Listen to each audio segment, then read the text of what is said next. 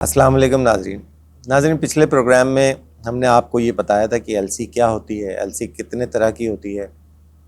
Site L C ہوتی ہے، یوزنس L C ہوتی ہے، جسے ڈیفرڈ پیمنٹ ایل سی بھی کہا جاتا ہے۔ اب ہم آپ کو اس بات کی آگاہی دیں گے کہ ایل سیز اگر اس کی صحیح قانون سازی کی جائے تو ایل سی سے کس طرح فائدہ اٹھایا جا سکتا ہے۔ دیکھیں، ابھی جب آپ ایل سی کسی قسم کی بھی کھولنے جائیں سائٹ کی، تو آپ کو بینک میں مارجن کے آپ کو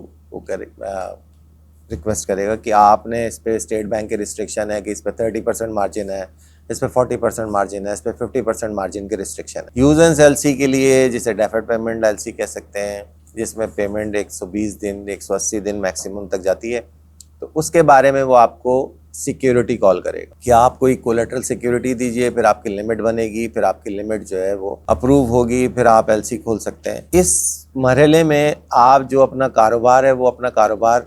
جس طرح، جس سیکوینس سے، جس فریکوینسی سے، جس اس سے چلانا چاہیں وہ نہیں چلا سکتے۔ تو لہٰذا ہم آپ کو اس بات کی آگاہی دیں گے کہ آپ کو سب سے پہلا کام کیا کرنا چاہیے اور کیسے کرنا چاہیے۔ اب مسئلہ اس بات کا ہے کہ جب آپ سائٹ کی ایل سی بھی as a new customer bank میں کھولنے جائیں گے تو وہ آپ کی سائٹ کی ایل سی بھی نہیں کھولے گا کہ جی آپ کی پروڈکٹ کیا ہے، پہلے کبھی امپورٹ کی تھی آپ نے، نہیں کی تھی، آپ کو اس کا کتنا تجربہ ہے۔ تو لہٰذا یہ وہی بات ہو گئی کہ اگر آپ کو ایکسپیرینس ہوگا تو آپ کو جاب ملے گی، اور ایکسپیرینس کہاں سے آئے گا یہ پتہ نہیں۔ تو لہٰذا اس طرح کی پالیسیز بنانا کہ عوام جو نیو بزنس مین ہیں ان کو بینک فائدہ کس طرح پہنچائے گا، اس کے لیے اسٹیٹ بینک کو قانون سازی کرنی پڑے گی۔ ایل سی سائٹ کی کھولنی ہے، ٹھیک ہے، مارجن ہے، اگر وہ کسی ایسے پرانے بزنس مین کا جس کو وہ سپلائز کرتا ہے اس کے ریفرنسز لا کے دیتا ہے تو اس کو ایڈمٹ کیجئے۔ ایڈمٹ کرنے کے بعد اس کی ایل سی کو 20%، 30%، 40% مارجن پہ اس کو کھولتے ہیں، جبکہ میری ذاتی رائے میں سائٹ کی ایل سی بینک کے لیے رسکی ہے۔ جو اگر آپ 30% مارجن پہ بھی کھول دیتے ہیں اور مال وہ نہیں آتا تو آپ بینک ایک مشکل میں پڑ جائے گا، کیونکہ کسٹمر آپ کو پیسے دے نہیں پائے گا اور مال پھنس جائے گا۔ کیونکہ آپ نے اسٹیٹ بینک نے بینکس کے پاس کوئی پچھلے کیس اسٹڈیز جو ہیں وہ نہیں دی ہوئی ہیں۔ اگر آپ ماضی میں اٹھائیں پاکستان آئل ٹرمینل کا کیس لائٹ بینک، تو پھر آپ کو پتہ چلے گا کہ کیا امپورٹ ہوا تھا اور کیا آیا۔ اس طرح بہت سارے ایسے کیسز ہیں جو بہت مشہور کیسز ہیں، آپ لوگوں کو کیس اسٹڈیز دیجئے۔ سائٹ کی ایل سی کو تھوڑا سا، یہ میرا ذاتی اوپینین ہے، تھوڑا سا سائٹ کی ایل سی کو آپ پیچھے کیجئے، اور جسے کہتے ہیں کہ تھوڑا سا اس کو روکیے، اور ڈیفرڈ پیمنٹ ایل سی کو گروپ کی شکل میں، یا ایسے بزنس مین جو کوئی کنسورشیم بنا کے آتے ہوں اسلامک بینکنگ سے، اس کو فروغ دیں، تاکہ جو ڈیفرڈ پیمنٹ ایل سی کے لیے ہمیں پیمنٹ کی ضرورت نہیں ہوتی۔ ہمیں مال آئے گا، مال بکتا جائے گا ہمارا، ہم پیمنٹ کرتے جائیں گے، آپ کو مال نکالتے جائیں گے۔ اسلامک بینکنگ میں بینک کو رب المال ہونا لازمی ہے۔ تو جب بینک رب المال ہوگا تو مال ڈی اسٹف اس کی اپنی کسٹڈی میں ہوگا۔ اگر جو مال خریدا ہے اور مارکیٹ سروے کے مطابق وہ مال اچھے پیسوں میں آیا ہوا ہے تو وہ نفع کر کے ہی بکے گا، نہ بینک کو نقصان ہے نہ کسٹمر کو نقصان ہے۔ تو یہ جو الٹا سسٹم اسٹیٹ بینک نے بنایا ہوا ہے کہ سائٹ کی ایل سی پہ کچھ نہیں چاہیے، مارجن چاہیے، اور ڈیفرڈ پیمنٹ ایل سی پہ سیکیورٹی چاہیے، یہ اس کو دوبارہ نظر ثانی کیجئے۔ یہ ایک الٹا سسٹم ہے، اس کو آپ واپس ریورس کیجئے۔ سائٹ کی ایل سی پہ آپ ریسٹرکشن لگائیے